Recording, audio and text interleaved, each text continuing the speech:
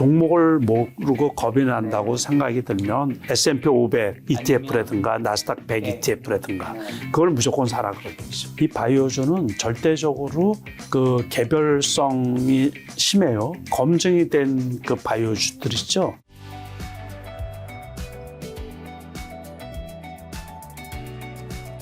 근데 요즘 S&P 500 지수의 배당 수익률이 닷컴 버블 이후 최저 수준 뭐 1.1%대로 떨어졌다는데 요즘에 이제 기술주 쏠림 현상이 굉장히 심화됐는데 미국에서도 이제 S&P 500보다 나스닥의 수익률이 굉장히 좋고요. 그중에서 나스닥 100의 수익률이 훨씬 더 좋은 건데 이게 미국 시장이 좀 가열징후로 해석해야 될까요? 아니면 여전히 뭐 테크는 간다? 과열이죠. 과열인데 그거를 인정을 해야지 그냥. 그렇죠. 미국 시장 가열이라는 얘기는 사실은 뭐 오래됐어요. 작년부터 계속 들었는데 계속 가고 있으니까요. 그러니까 그게 이제 뉴 노멀이지. 그러니까 새로운 시대에 지금 물가가 계속 비싸잖아요. 그거 하나 하고 거기다 강남 부동산 값 계속 고공행진하는 거하고 미국의 나스닥의 기술주들 퍼가 되게 높은 거, PBR이 되게 높은 거, 고 PBR 그걸 인정하는 시대예요. 우리가 살고 있는 시대가. 그러니까 자산 가격이 그 전체적으로 올라간 거. 그러니까는 제가 말씀드린 게 돈이 너무 많이 넘치도록 풀려져 있는 거. 그래도 어쨌든 실적이 나는 거 위주.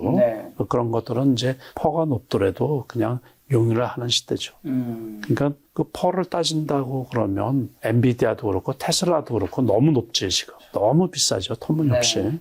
테크 관련 ETF 상품들 순자산도 굉장히 급증했는데 전문가분들은 뭐 각자 의견 다르지만 굉장히 많은 전문가분들이 AI 벌브 논란에도 그냥 그래도 여전히 테크의 시대다. AI가 그래봤자 2022년에 시작했기 때문에 아직까지는 이게 몇십 년 더 간다. 기술주 장기 투자하는 게 여전히 유효하다고 하는데 저도 굉장히 공감하시나요? 예, 너무 높은 것만 안 사면 시대가 그런 시대지. 우리가 비트코인이 그래 1억 9천만 원까지 갔었죠? 정확하게 1억 8천만 원. 원화로는.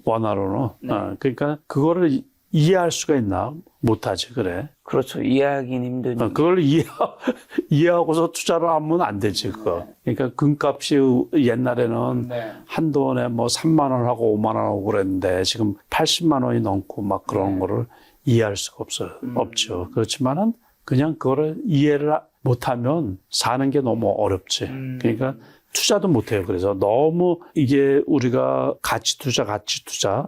그래서 한때는 워렌 버핏이 기술주에 투자를 안 했던 거 아니에요. 그렇죠. 그러니까는 그 이제 과거에 머물러 있다 보면 그 투자를 할 수가 없지. 그냥 지금 시대가 이렇게 바뀌었구나라는 걸 인정을 못하면 주식 투자도 결국에 할 수가 없는 거지. 저는 그렇게 생각을 하거든요. 제가 최근에 다른 분이 인터뷰할 때 이제 봤던 자료 중 하나가 그건 뭐 데이터니까요. 팩트니까. S&P 500의 수익률이 굉장히 지금도 여전히 굉장히 뭐 연평균 뭐 10% 뭐 30년 전, 20년 전, 15년 전, 10년 전, 5년 전에 다르지만 대부분 10에서 한 14% 연평균은 이제 굉장히 높은 수익률인데 나스닥 100 같은 경우에는 뭐 30년 전에 14%, 20년 동안은 13%, 최근 15년 동안은 17%, 최근 10년 동안은 17.4%, 최근 5년 동안 19.2%. 그러니까 S&P 500보다 나스닥 100의 수익률이 좋은 시대가 지금 벌써 거의 한 30년이 됐다는 건데, 그리고 최근 들어서 그 수치가 테크 시대와 AI 시대로 접어들면서 높아지고 있는데, 그렇다면 앞으로도 이런 뭔가 이게 과거 데이터 그래서 그렇다고 해서 앞으로도 영원히 똑같은 건 아니지만 그분이 해주신 말씀이 이게 지금 AI 시대가 다시 예전에 뭐 농업 시대로 갈 수 없는 거 아니냐. 못 돌아간다. 그렇기 때문에 이제는 예전에 가치주 투자를 하신 분이 돈을 버는 시대가 있는 건 너무 당연했고 그 시대에 최고의 투자 잘했던 분이 워렌 버핏이지만 그 데이터에 따르면 워렌 버핏도 지금 전체 투자 수익률은 실제 데이터상으로 나스닥 100보다 못하다고 나오더라고요. 왜냐하면 기술주 투자를 애플과 구글 외에는 거의 대부분 하지 않으니까 지금 테크 주 시대가 어쨌든 30년 동안 지난 나스닥 100이 굉장히 많은 돈을 벌었고 최근 5년 동안은 뭐 19% 매년 연평균 상승이었는데 이거는 이제 시대가 바뀌었기 때문에 앞으로도 좀 어느 정도 큰 흐름은 계속된다고 봐야 되는 거예요. 그렇죠. 그러니까는 이제 우리가 나스닥 100 얘기를 했잖아요. 그러니까 나스닥 100은 그 나스닥에 상장되어 있는 기업 중에서 100개만 이렇게 하는데 그게 뛰어난 기업들 아니에요. 그렇죠. 그러니까 시총이 제일 그게 큰 것들. 계속해서 이렇게 바뀌잖아요. 바뀌죠. 그러니까는 그 뛰어난 기업들은 계속해서 높은 성과를 내는 거지. 그렇죠. 그러니까는 그런 예시를 들더라고요. 우리가 중고등학교 때 우수반이 있지 않냐. 우수반은 계속 교체되지 않냐. 거기 계속 공부 잘하는 친구들이 있는데. 계속 좋은 성과가 나올 수밖에 그럼 없죠. 당연히 지금 AI 시대, 테크 시대 누가 맞아요. 수익을 내겠냐. 그러니까는 우리가 이제 AI 거품론이라고 그러지만은 거기에 투자하는 기업들은 돈을 못 벌지. 그러고서 도태되는 기업들도 있죠. 그렇지만 성공해서 그 많은 스타트 기업 중에서 엔비디아, 테슬라가 대표적으로 성공한 기업들 아니에요. 그렇죠. 그런 것처럼 앞으로도 그런 기업은 계속해서 나온다는 얘기지. 그러다 보니까는 그쪽에 맞춰서 투자하는 게 맞는 거지. 네. 그렇다면 이제 예를 들면 여기 지금 차트에 이건 나스닥 종합인데 이 2014년부터 2025년까지 이제 있는데 이거를 좀 더 핵심적으로 투자하는 게 나스닥 100이 있잖아요. 그 종목을 예를 들면 미국 주식에 투자하신 분이 그냥 꾸준히 매달 월급의 그렇죠. 30%씩 계속 모아가는 전략은 회장님은 좋게 보시나요?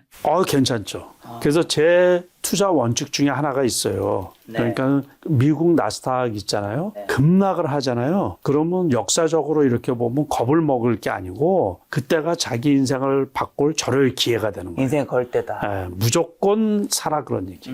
그래서 종목을 모르면 S&P 500 ETF라든가 나스닥 100 네. ETF라든가 네. 그걸 무조건 사라 그런 얘기죠. 그건 분야라도 알면 지수, 아니, 산업 ETF를 사는 거고. 그러니까는 종목을 모르고 겁이 난다고 생각이 들면 무조건 그 지수 추종 ETF 그거를 무조건 사라. 요즘에도 만나는 분들마다 그 얘기를 하는 거예요. 그러니까는 앞으로도 이제 뭐 우리 주가도 근데 조금 쫓아가지 않나 싶은 거고 쫓아가지 않나. 그래서 우리 주가도 만약에 뭐 1, 2년 내에 1, 2년 지나서 주가가 급락하는 일이 있으면 그러면 무조건 지수 관련 ETF 같은 경우가 큰 수익을 내주지 않을까 싶은 거예요. 그래서 그 생각은 저도 계속 갖고 있어요. 그래서 나중에 이제 혹시라도 어떤 일로 인해 가지고 주가가 급락할 수도 있을 거 아니에요. 그러니까는 올 4월 9일 날 같이 미국의 트럼프 관세 전쟁으로 인해 가지고 주가가 그 급락을 했던 것처럼 그런 기회가 오면 겁먹을 게 아니고 동원할 수 있는 걸 다 동원을 해서 풀 매수를 하라. 이제 그러면은 인생이 바뀌어질 정도로 큰 부를 얻을 수 있지 않을까 싶은 거예요. 그리고 외국인이 요즘에 제약주도 좀 담고 있다고 하는데 제약바이오 좀 여쭤보면 삼성바이오로직스가 CDMO 사업만 남긴 인적 분할 후 재상장 첫날 시초가가 굉장히 이제 급등했었는데요. 지금 그리고 좀 조정을 좀 받고 있는데 순수 CDMO 기업으로서의 가치 재평가가 이루어지고 있다고 보시나요? 아니면 좋죠. 현재 지금 주가 160만 원입니다. 주가 어떻게 보시나요? 그래서 삼성바이오로직이 이제 인적 분할을 한 거죠. 삼성 SP홀딩스하고 바이오로직스하고. 그러니까는 만약에 비율이 제가 정확하게는 모르겠는데 몇 대 몇으로 이게 분할이 됐는지. 그러니까 저쪽 거는 이제 가격이 급등해서 나오고 이쪽 거는 이제 급락을 하면서 이렇게 나오는데 이게 평균 가격이 될 거예요. 아마 평균 가격 이상이든가 그러면 평균 우리가 저런 거 인적 분할을 할 때 기업을 이렇게 주식을 받아서 이제 버리는 거는 빨리 버려버리고 본질 가치가 이제 괜찮은 거는 이제 홀딩을 하고 그러는 전략을 쓰는데 오늘은 두 개가 다 떨어졌어요. 근데 두 종목이 다. 그래서 이거는 23포인트 떨어졌고 삼성 SP 홀딩스는 23포인트 떨어졌고 삼성 바이오로직도 크게 떨어졌죠. 아마 9%인가 10% 떨어진 것 같은데 9.6% 떨어졌습니다. 그러니까 많이 급락을 했는데 이제 이거는 요번에 KB증권인가 해서 200만 원을 목표가로 이렇게 설정을 해놨거든요. 그러다 보니까는 이제 단기적으로 어떻게 보면 많이 올라서 그런 거지 괜찮지 않을까 싶은 거예요. 그래서 조정을 좀 받다가 그러다 보면 원래 거래량도 별로 없고 그런 종목인데 괜찮지 않을까 싶은 거예요. 독보적으로 영업이익도 엄청 많이 나고 그래가지고 괜찮지 않을까 싶어요. 최근에 조정장 속에서도 외국인 투자자들이 셀트리온이나 SK바이오 반도 제약바이오 대형주를 좀 매수하고 있는데 금리 인하 시기에 바이오 섹터가 반도체의 대안이 될 수 있을까요? 셀트리온. 이제 지수를 대체하지는 못하고 요번에도 그 바이오주가 11월 달 들어가지고 이제 지수가 조정을 보이면서 일부 바이오주들 셀트리온 말고 이제 일부 바이오주들이 급등을 했거든요. 그래서 이제 가장 대표적으로 많이 올랐던 게 그 비만 치료제 관련 주식들 있죠. 그쪽에서 많이 올랐어요. 그래서 심지어 뭐 상당히 많이 올라간 종목들도 있고 거의 100% 이상 저점 대비해서 그렇게 올라간 종목들도 있고 그러는데 이 바이오주는 절대적으로 그 개별성이 심해요. 그러니까 바이오주라고 해서 다 같이 올라가는 건 아니고 검증이 된 그 바이오주들 있죠. 알테오젠이라든가 리가켄 바이오라든가 이런 것들이 많이 올랐어요, 이번에. 그러니까 이런 것들이 여기에 있다가 이제 많이 올랐고 그래서 무조건 그 외국인이 산다고 그 쫓아 살 필요는 없어요. 절대로. 셀트리온 좋다는 소리는 1년 전에 벌써 했던 얘기거든요. 근데 아직 1년 전 가격이 회복이 안 됐어요. 그러니까 외국인이 산다고 무조건 살 필요 절대로 없어요. 이거는 이 알테오젠 같은 경우는 40만 원 초반에 사면 괜찮다고 그때 여러 차례 말씀을 했거든요. 그리고 50만 원 후반은 제가 가격이 높다고 이렇게 봤던 거라. 그렇고 리가켄 바이오 같은 경우도 14만 원대 사면 좋다 그랬는데 17만 원까지 올라갔거든요. 18만 원까지 올라갔는데 지금은 제가 보기에는 조금 비싸 보여요. 여기서 좋다 그랬는데. 그래서 이제 이렇게 검증된 거 있죠? 그거 해서 가격들이 이렇게 정해져 있어요. 그런데 3임상 앞두고는 뭐 실패하는 경우도 많이 있고, 유효성이 입증되는 이 데이터를 못 받은 기업들은 그 바이오 중에서 급락하는 경우도 많이 있거든요. 그러니까 선별해서 잘 봐서 젠백스 같은 경우가 요번에 급락을 했어요. 그러니까 그래서 이거는 여기까지 갔던 게 요번에 그 유의미한 결과를 못 얻어서 개파락을 했던 거거든요. 이렇게. 그래서 바이오주라고 다 같이 추천을 하면 안 되고 선별해서 잘 봐서 검증이 된 기업들 그런 것들만 이제 매수를 하도록 하고 요번에 대박을 친 종목이 있었죠. ABL 바이오. 19만 원까지 갔다가 이것도 단기적으로 지금 19만 원 여기까지 갔다가 지금 조금 떨어져야 되지 않나 싶거든요. 그러니까 여기에서 원래 8만 원일 때부터 여기서부터 얘기를 했던 종목인데 알고 있었던 종목인데 조금 떨어졌다가 그냥 10만 원에 조금 높게 봤거든요. 그랬더니만 여기에서 대박이 터져가지고 상한가가 추가 갔는데 조금 떨어져야죠.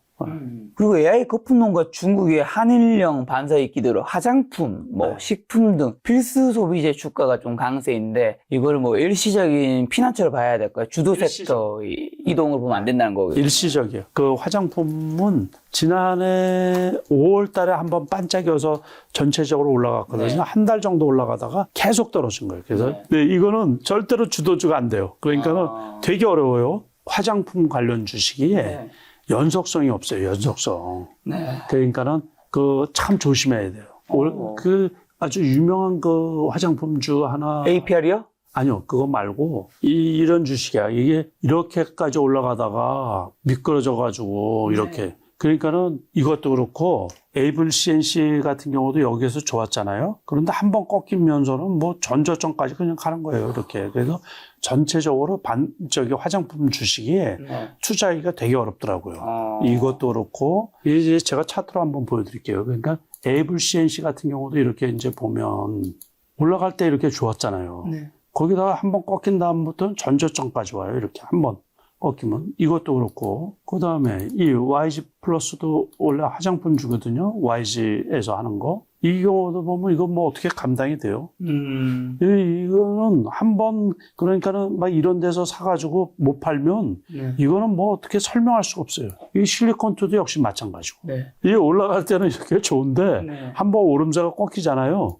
그러면 이렇게 가는데 이게 작년 5월 달에도 한 달 반짝이고 6개월 동안 떨어지고 그랬어요. 그래서 이 화장품주는 지금 말씀하신데 제가 설명이 너무 길었네. 그러니까 이게 중장기 투자하기가 되게 어려워요. APR. 하지만 APR은 있잖아요. 이거는 이제 예외적으로 그 많은 주식들 중에서 그 화장품들 중에서 화장품이 그중에 일부 종목은 갈 수 있지만 주도주가 되는 거는 어렵다. 아주 그러니까는 일부 달마 글로벌인가? 그거 한번 쳐보세요. 이거는 같이 비싼 고가권인데 저거하고는 또 모양새가 완전히 다르잖아요. 그러니까는 두 개를 만약에 같이 샀으면 또이또이가 아니라 마이너스겠죠. 그죠? 그래서 이 화장품주는 투자하실 때 상당히 그게 아마 트렌드가 너무 자주 바뀐다든가 또는 소비자가 원하는 게 금방금방 달라져서 그렇지 않을까. 그런 생각이 들거든요.